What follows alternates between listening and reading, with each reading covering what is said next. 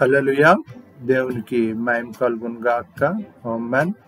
ప్రభువైన యేసుక్రీస్తు నామములో మీకు అందరికీ వందనాలు, శుభాలు. పరిశుద్ధ దినం, ఆరాధనా దినం. దేవుణ్ణి ఆరాధించువారు ఆత్మతో సత్యంతో ఆరాధింపవాలని దేవుడు సెలవిచ్చిన రీతిగా మనల్ని మనం దేవునికి కనపరుచుకుందాం. ఈ పరిశుద్ధ దినం, ఆరాధనా దినం కలిసి దేవుణ్ణి స్తుతించి ఆరాధిద్దాం. పాటల ద్వారా ఆరాధన ప్రారంభించుకుందాం. హల్లెలూయా. చేతులెత్తి చెప్దాం. హల్లెలూయా. నీవు చేసిన ఉపకారములకు నేనేమి చెల్లింతును. నీవు చేసిన ఉపకారములకు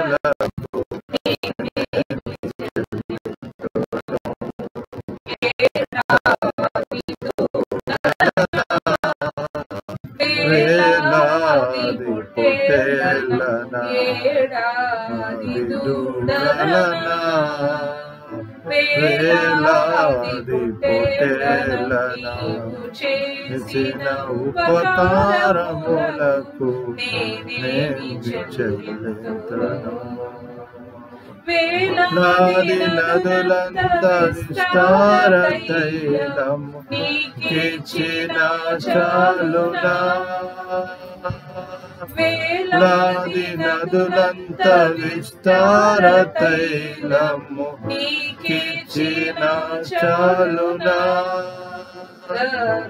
బలమైన నా జ్యేష్ఠ పుత్రుని నీకిచ్చిన చాలునా. బలమైన నా జ్యేష్ఠ పుత్రుని నీకిచ్చిన చాలునా. ఏడాది దూడలనా వేలాది పొట్టేలనా నీవు చేసిన ఉపకారములకు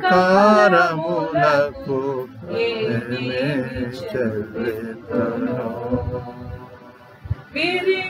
నలిగిన బలియాగములను నా హృదయమర్పింతును. నలిగిన బలియాగములను నా హృదయమర్పింతును. నా పాత్రను చేబూని నిత్యము వెంబడించేదను. నా పాత్రను చేబూని నిత్యము వెంబడించేదను. ఏడాది దూడలనా వేలాది పొట్టేలనా నీవు చేసిన ఉపకారములకు నేనేమి చెల్లింతును. గొప్ప రక్షణ నాకిచ్చినందుకు నేనేమి చెల్లింతును. గొప్ప రక్షణ నాకిచ్చినందుకు నేనేమి చెల్లింతును. నటనలు చాలించి హృదయాన్ని నీకిచ్చిన చాలునా. కపట నటనలు చాలించి హృదయాన్ని నీకిచ్చిన చాలునా. నీవు చేసిన ఉపకారములకు నేనేమి చెల్లింతును. నీవు చేసిన ఉపకారములకు నేనేమి చెల్లింతును.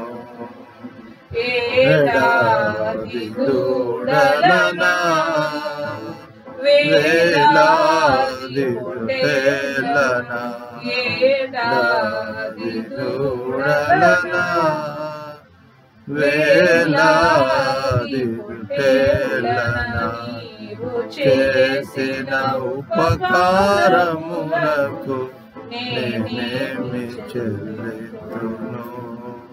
హల్లెలూయా. హల్లెలూయా. దేవునికి మహిమ కలుగును గాక. ఆమేన్.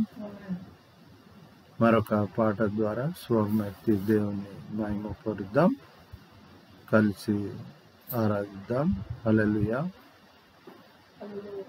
యేసుతోటి విగాను పోదమా, అట్టుగా వచ్చు వైరి గెలవను, యుద్ధనాదముతో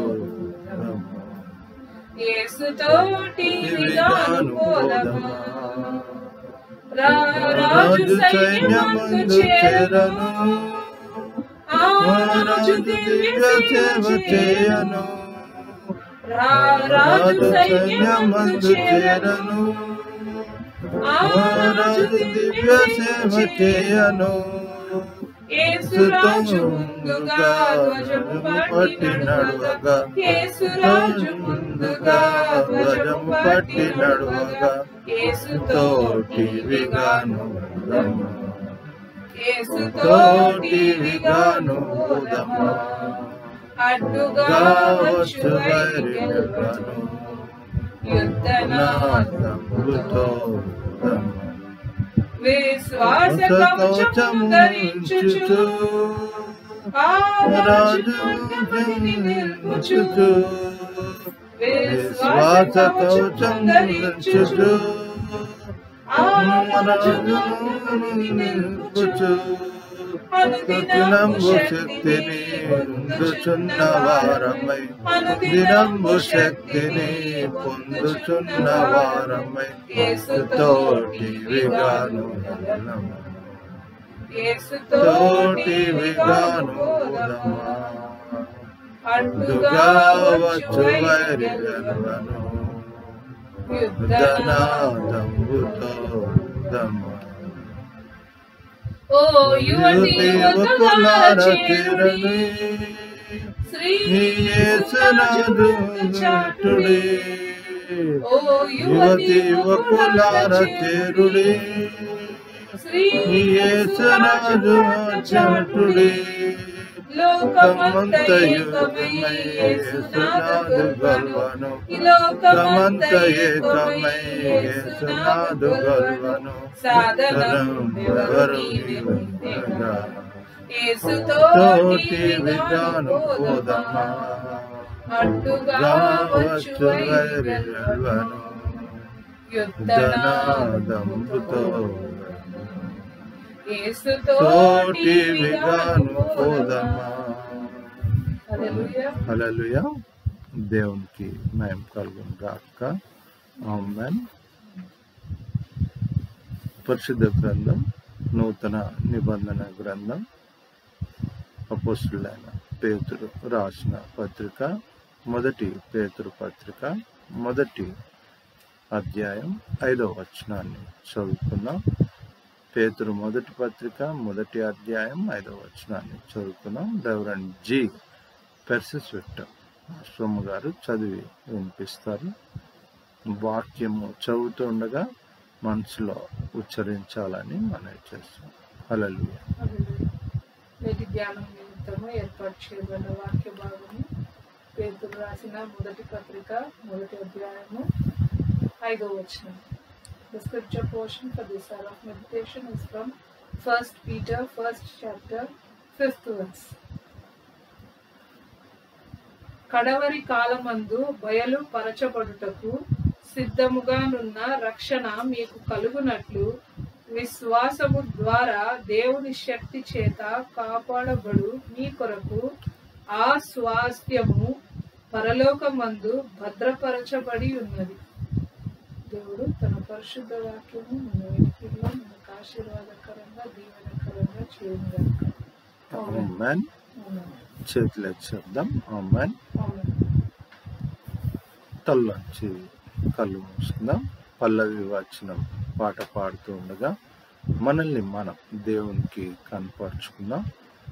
వాక్యము జీవంగా హృదయంలో ముద్రింపబడినట్లు మీరు మాతో మాట్లాడండి ప్రభువా.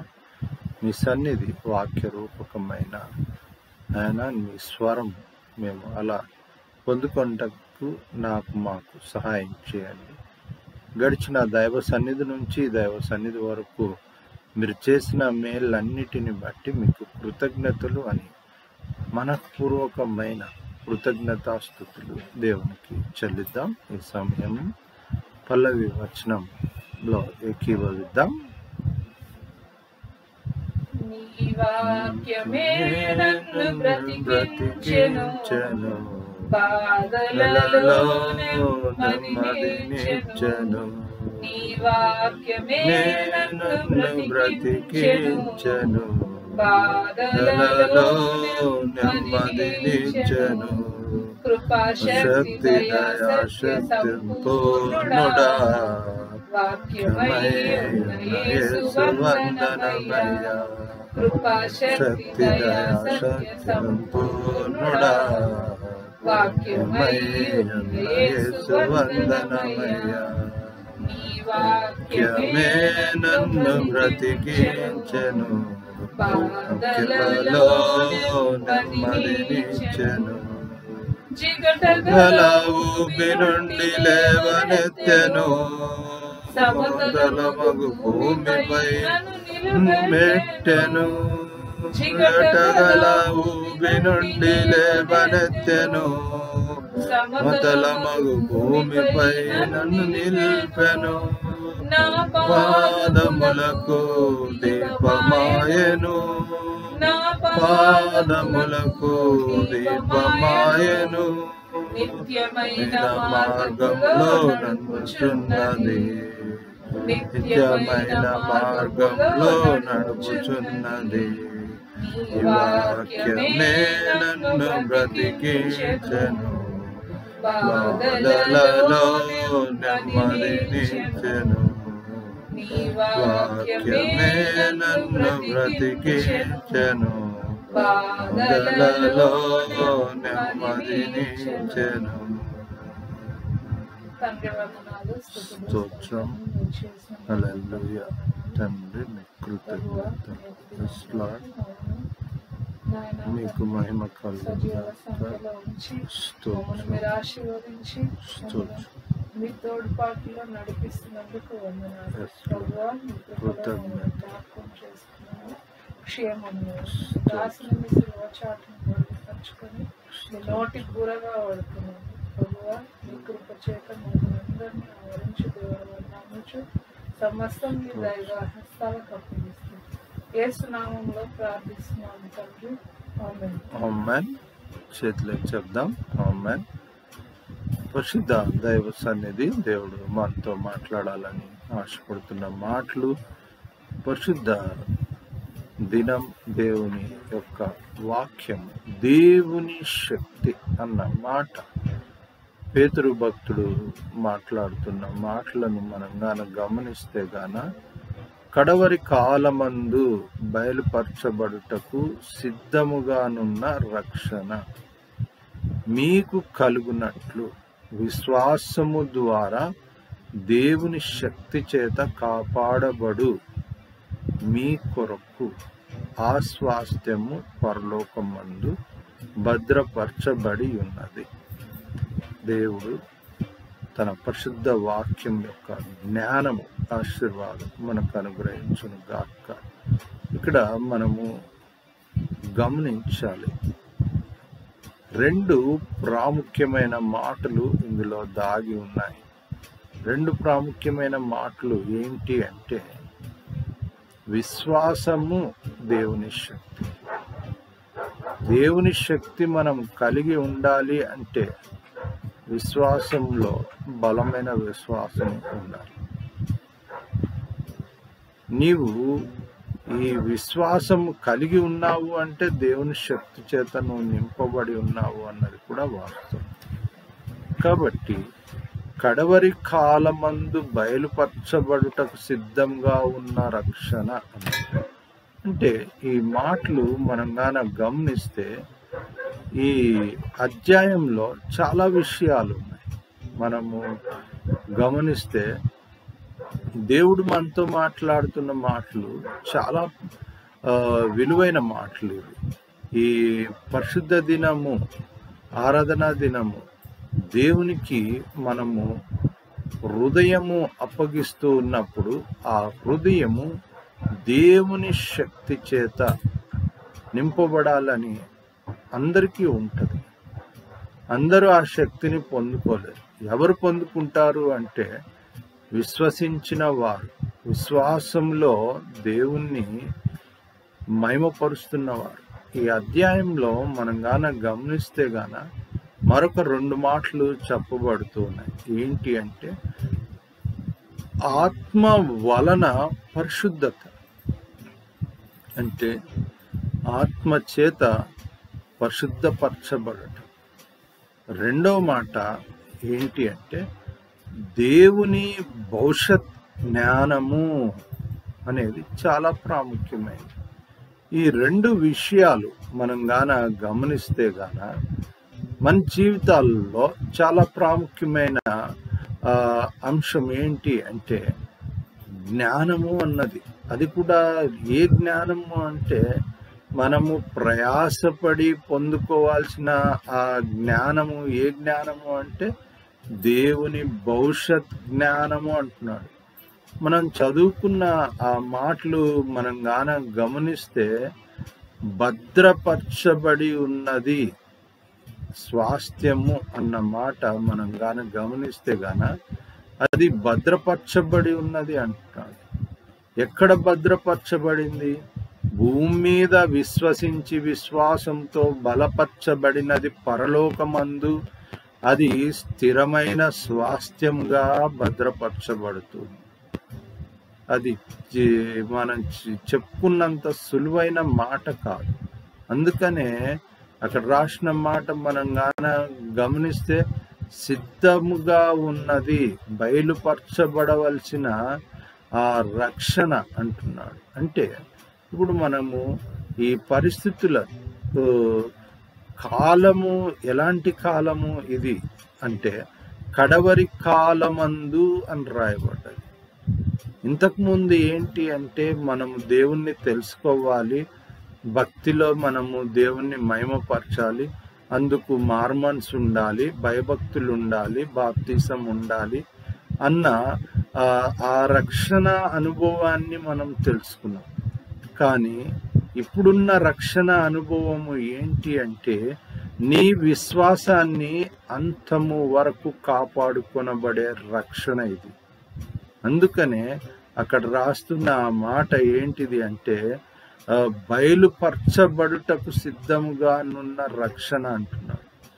ఏం బయలుపరచబడుతుంది అంటే ఆ స్వాస్థ్యం పరలోకమందు భద్రపరచబడి ఉంది అన్నది బయలుపరచబడుతుంది.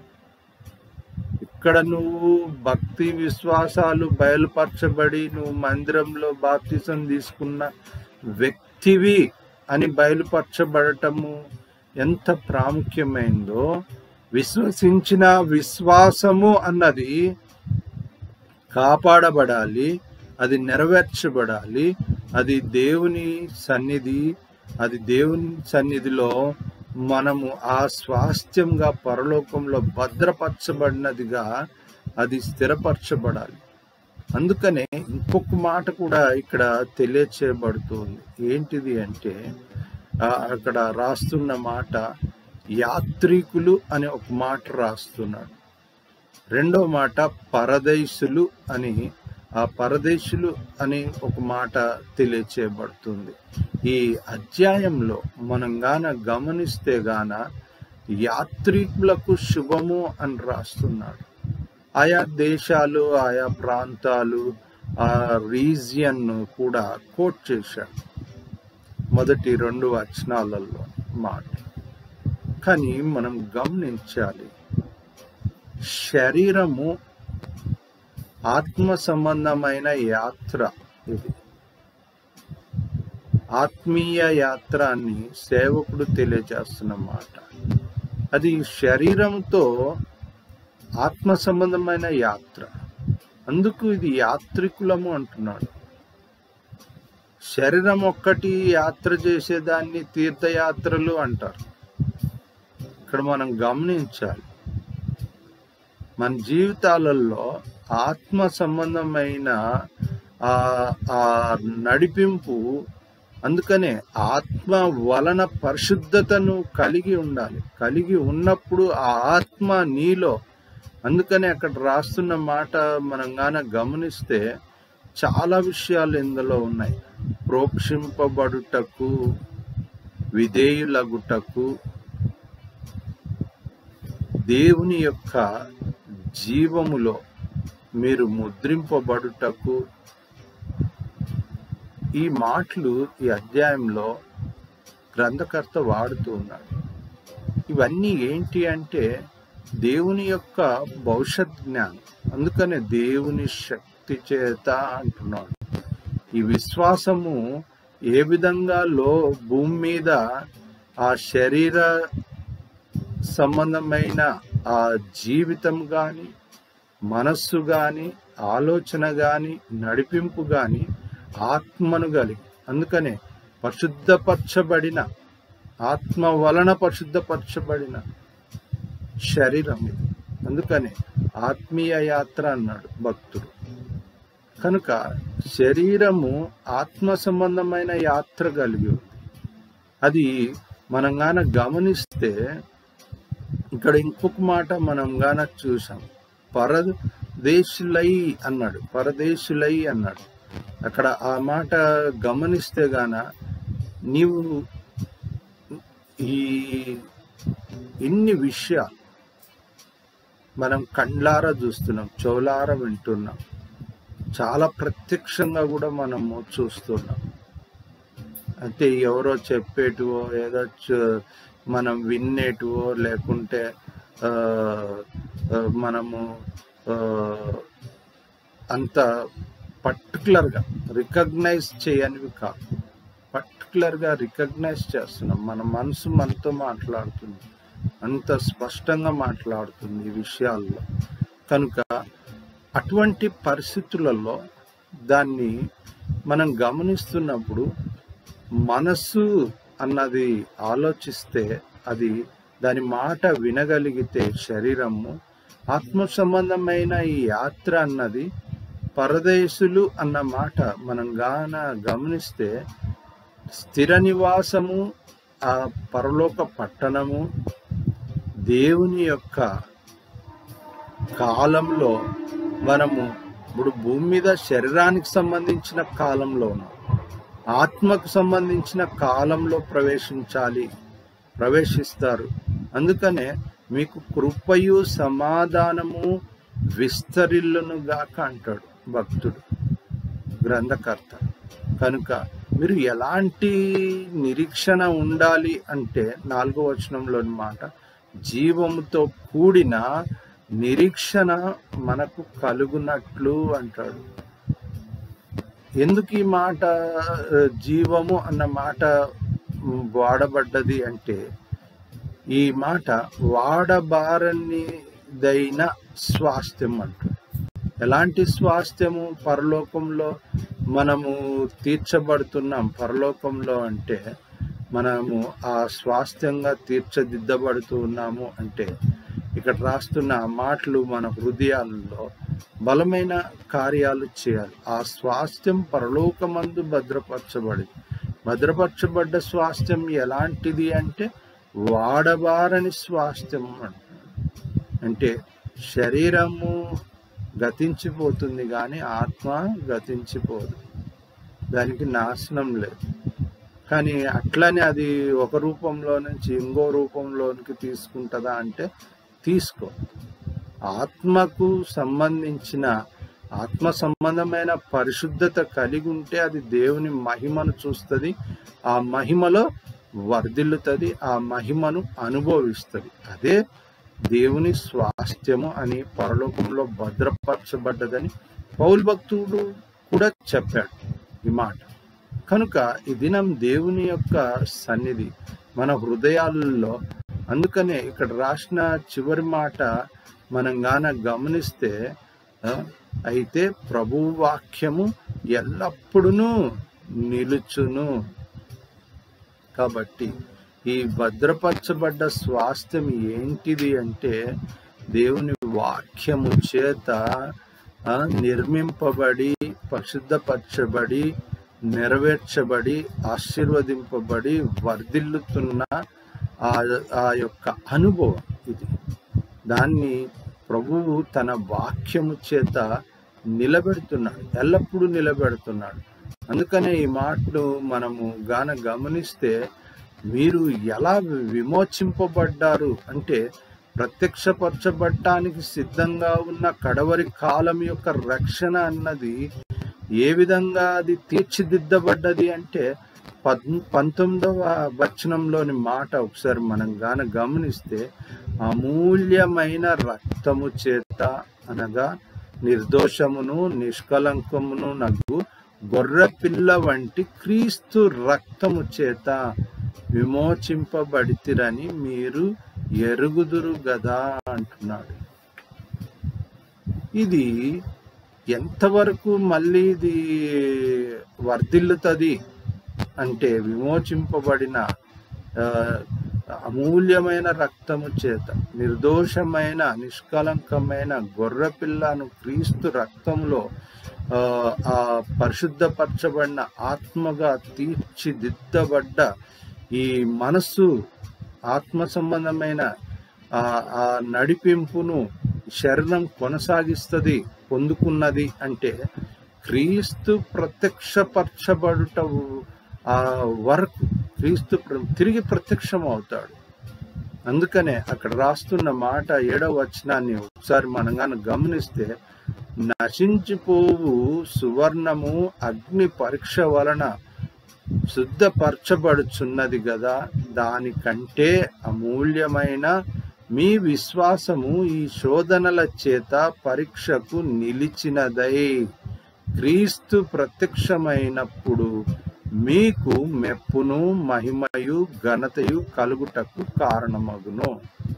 అంటే క్రీస్తు రెండవసారి ప్రత్యక్షమై మెస్సయ్యగా మేఘార్హుడుగా దేవుని సన్నిధి తన కుమారులు కుమార్తెల యొక్క ఆ మహిమ, వారు ఆయన మహిమను ఘనతను మెప్పును పొందుకోవటము, విశ్వమంతా చూసే విశ్వ దర్శనము మెస్సయ్య ప్రత్యక్షత. ఆ విశ్వ దర్శనంలో తన కుమారులు పొందుకునే ఆ గొప్ప ఆశీర్వాదాన్ని కూడా విశ్వమంతా చూస్తుంది. కనుక అలాంటి నడిపింపు ఇది దేవుడు. అందుకనే 16వ వచనంలో ఒక మాట రాయబడింది, మిమ్మును పిలిచిన వాడు పరిశుద్ధుడై ఉన్న ప్రకారం మీరును సమస్త ప్రవర్తనయందు పరిశుద్ధులై ఉండుడి. అందుకనే మీరు విధేయులగు పిల్లలై మీ పూర్వపు అజ్ఞాన దశలో మీకుండిన ఆశలను అనుసరించి ప్రవర్తింపక పరిశుద్ధుడైన దేవుని నడిపింపును మీరు కలిగి ఉండాలి. అందుకే అంటాడు, నేను పరిశుద్ధుడనై ఉన్నాను గనుక మీరు పరిశుద్ధులై ఉండుడి అని వ్రాయబడి ఉన్నది 14వ వచనంలోని మాట. కనుక ప్రభువా నీ సన్నిధి, ఈ శరీరము పరిశుద్ధపరచబడ్డ ఆత్మచేత పరిశుద్ధపరచబడ్డ ఆ అనుభవం కడవరి కాలంలో ప్రత్యక్షపరచబడ్డది, సిద్ధంగా ఉన్నదన్నది. కానీ శ్రమల చేత ప్రత్యక్షపరచబడుతున్నది. దేనివల్ల అంటే మీరు దానిని తట్టుకొని జయించగలిగినదే ఆ కడవరి ప్రత్యక్షతగా అది దాని పరిపూర్ణతను తెలియజేస్తుంది. అందుకనే పరలోకంలో నుండి పంపబడిన పరిశుద్ధాత్మ వలన మీకు సువార్త ప్రకటించిన వారి ద్వారా మీకిప్పుడు తెలుపబడిన ఈ సంగతుల విషయమై తమ కొరకు కాదు గాని మీ కొరకే తాము పరిచర్య చేసిరను సంగతి వారికి బయలుపరచబడను. ఇంకొక మంచి మాట రాయబడి ఉంది ఈ 12వ వచనం, చదువుకున్న వచన భాగం 12వ వచనం, దేవదూతలు ఈ కార్యములను తొంగి చూడగోరుచున్నారు. ఈ మాటలు గ్రంథకర్త మాట్లాడుతూ ఉన్నాడు. అంటే ఎంత ఇంట్రెస్టింగ్గా పరలోకము శరీరులందరిలో పరిశుద్ధపరచబడ్డ ఆత్మచేత నింపబడిన బిడలను ఎంత కీన్ అబ్జర్వేషన్ చేస్తున్నారు, వాళ్ళకి ఎంత క్యూరియాసిటీ ఉంది దేవదూతలకు అన్నది ఇక్కడ మనం ఈ 12వ వచనం ద్వారా మనం గమనించాలి. ఎలాంటి అబ్జర్వేషన్లో మనం చాలా మటుకు అక్కడక్కడ చూస్తుంటాం. యు ఆర్ అండర్ సర్వలెన్స్ అని ఉంటాయి. అంటే సీసీ కెమెరాలు అమర్చబడి ఉన్నాయి అంటారు. అంటే అవి ఉన్నప్పుడే మాత్రమే జాగ్రత్త పడతాం. అవి లేవంటే మన ఇష్టారాజ్యం ఉంటాం. కానీ ఇక్కడ గమనించాలి, ఆత్మను పరిశీలించి పరిశోధించి వాటి యొక్క ప్రవర్తనను అనుక్షణం క్షుణ్ణంగా గమనిస్తున్న దేవుడు పరలోకంలో మనల్ని చూస్తూ ఉన్నాడు. అందుకనే 10వ వచనంలో ఒక మాట రాయబడింది, మీకు కలుగు ఆ కృపను గూర్చి ప్రవర్తించిన ప్రవక్తలు ఈ రక్షణను గూర్చి పరిశీలించుతూ తమ యందున్న క్రీస్తు ఆత్మ క్రీస్తు విషయమైన శ్రమలను గూర్చి వాటి తర్వాత కలుగబో మహిమను గూర్చి ముందుగా సాక్ష్యం ఇచ్చినప్పుడు ఆ ఆత్మ ఏ కాలమును బట్టి ఎట్టి కాలమును సూచించుచూ వచ్చనో దాన్ని విచారించి పరిశోధించిరి. హల్లెలూయా. దేవునికి మహిమ కలిగే రీతిగా మనము చాలా వాక్యాలు వింటూ ఉంటాం, విడిచిపెడుతూ ఉంటాం. కానీ వాటిలోని అంతరార్థాన్ని గ్రహించి గమనించి మనసును మార్చుకొని దేవునికి మన యొక్క ఈ శరీర సంబంధమైన తలంపు, క్రియ, ఆలోచన, నడిపింపు అంతా పరిశుద్ధపరచబడిన ఆత్మ చేత నడిపించుకోవాలి అన్నది దాని సారాంశం. అందుచేతనే క్రీస్తు ఆ నిష్కలంకమైన నిర్దోషమైన గొర్రెపిల్ల వంటి క్రీస్తు రక్తం చేత మనము విమోచింపబడ్డాం. కాబట్టి ఈ మనస్సు అన్నది చాలా ప్రాముఖ్యమైనది. అందుకనే 13వ వచనం వాక్యం ముగించే ముందు చివరిగా ఒక మాటను గమనిద్దాం. కాబట్టి మీ మనస్సు అను నడుము కట్టుకొని నిబ్బరమైన బుద్ధి గలవారై క్రీస్తు ప్రత్యక్షమైనప్పుడు మీకు తేబడు కృపా విషయమై సంపూర్ణ నిరీక్షణ కలిగి ఉండు. హల్లెలూయా. దేవునికి మహిమ కలుగును గాక. ఎలా ఉండాలి అంటే ఆ సంపూర్ణమైన నిరీక్షణ ఉండాలి, నిబ్బరమైన బుద్ధి ఉండాలి, ఆయన ప్రత్యక్షత వరకు ఓపిక ఉండాలి. అలాంటి రీతిగా మనస్సు అనే నడుమును నువ్వు కట్టుకోవాలంటున్నాడు. అంటే మనస్సును నడుము మనం ఎట్లా కట్టుకుంటామో గట్టిగా, మనం ఏ వస్తువు అయినా ప్యాంటు నువ్వు వేసుకునేటప్పుడు బెల్ట్ ఖచ్చితంగా వేసుకుంటావు. నువ్వు ఏదైనా కానీ వస్త్రాన్ని ధరించినప్పుడు నడుము టైట్గా బిగిస్తాం. ఎందుకు అంటే మనకు అలవాటు, అది గట్టిగా ఉంటేనే కాన్ఫిడెన్స్ గట్టిగా ఉంటుంది. అలాగానే మనస్సు అన్నది కూడా నువ్వు నడుము కట్టినట్టు గట్టిగా దాన్ని కాన్ఫిడెన్స్ లాగా కట్టుకోగలిగితే దేవుని కొరకు నువ్వు జయ జీవితం లోకంలో ఈ శరీరంతో పరిశుద్ధపరచబడిన ఆత్మ దేవుని కొరకు జయ జీవితము మనము నెరవేర్చినప్పుడు దేవుని యందు విశ్వాసంలో నడుస్తున్న ప్రవర్తనగాను, లేకపోతే మనం దేవుని శక్తి చేత లోకంలో విశ్వాసాన్ని నెరవేరుస్తున్నట్టు మన అనుభవం అలా తీర్చిదిద్దబడాలి. అందుకనే దేవుని వాక్యము పరిశుద్ధపరచబడిన ఆత్మ, దేవుని ఆత్మ చేత మన శరీరం పరిశుద్ధపరచబడిన ప్రవర్తనలో దేవుణ్ణి మహిమపరచాలి. అలా దేవుణ్ణి మనము మహిమపరుద్దాం. తల్లోంచి కళ్ళు మూసుకుందాం. ముగింపు ప్రార్థన, దైవాశీర్వాదం, సెలవు కీర్తనతో దైవ సన్నిధి ఆరాధన ముగించుకుందాం. ప్రార్థన చేసుకుందాం. తల్లోంచి కళ్ళు మూసుకుందాం. పరిశుద్ధుడ, మహోన్నతుడ, సర్వశక్తి, మిక్కిలి దయా, ప్రేమ, గొప్ప కనికరంగాన్ని కృతజ్ఞతలు, స్తోత్రాలు. నా నోటి మాటలు మా అందరి హృదయ ధ్యానము మీకు అంగీకారకృతమగును గాక. నేను శుభకరమైన యాత్ర అన్నది యాత్రికులు మీకు శుభము అని చెప్పాడు నాయన పేతురు భక్తుడు. శరీరంతో పరిశుద్ధపరచబడిన నాయన ఆత్మను కలిగి దేవునికి మహిమకరమైన ప్రవర్తనను నడిపింపును కలిగి నాయన ఈ శరీరంను జీవిత యాత్రలో నాయన కొనసాగించు. ప్రతి బిడ్డను మీరు జ్ఞాపకం చేసుకోనండి. నీ కొరకు మహిమగా, రాజ్యంగా, నీ శక్తి చేత నాయన విశ్వాసంను నెరవేర్చు. ప్రతి బిడ్డకు కడవరి కాలంలో బయలుపరచబడు నాయన రక్షణ సిద్ధంగా ఉన్నదని తెలియజేశారు. నాయన అటువంటి గొప్ప రక్షణ అనుభవంలో నేను నిన్ను మహిమపరచే బిడ్డలుగా తీర్చిదిద్దండి ప్రభువా.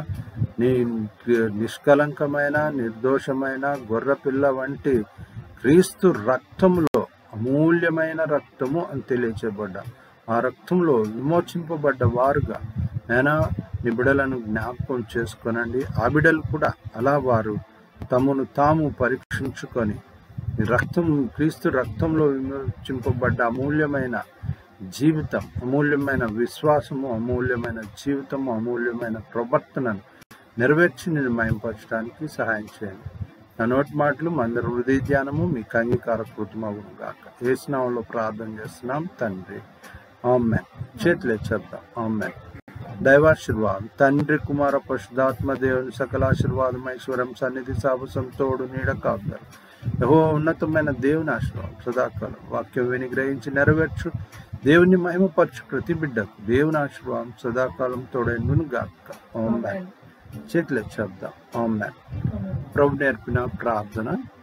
పరలోకమందున మా తండ్రి నామం పరిశుద్ధపరచబడును గాక, నీ రాజ్యం మాకు వచ్చును గాక, నీ చిత్తం పరలోకమందు నెరవేర్చబడినట్టు భూమి యందు నెరవేర్చును గాక. నేడు మాకు కావాల్సిన ఆహారం దయచేయండి. మరణస్తులను మేము క్షమించిన ప్రకారం మరణం క్షమించము, మమ్మ శోధనలో తెక్కి తప్పించము.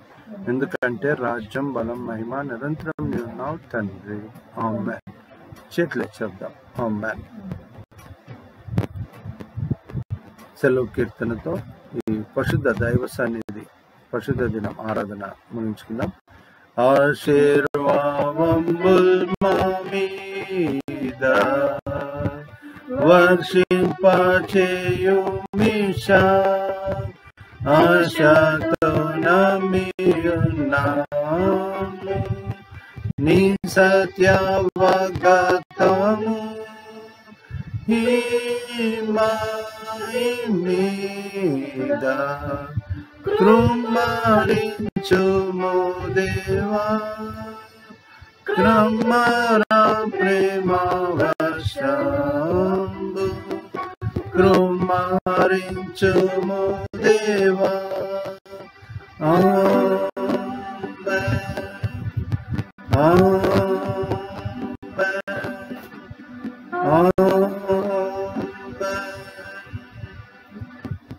హల్లెలూయా. దేవునికి మహిమ కలుగును గాక. ప్రభువైన యేసుక్రీస్తు నామములో మీకు అందరికీ వందనాలు, శుభాలు. తిరిగి ఇలాగ దేవుని సమీపించి మహిమపరచు పర్యంతం దైవ సన్నిధి ఏళ్ళు గాక, సంరక్షించి సరి సంఖ్యలో చేర్చి విజయాలుగా ఆశీర్వదించును గాక, సమకూడి మేలు జరిగించును గాక. ఆమేన్. డాక్టర్ విక్టర్ పాల్ సేవా పక్షంగా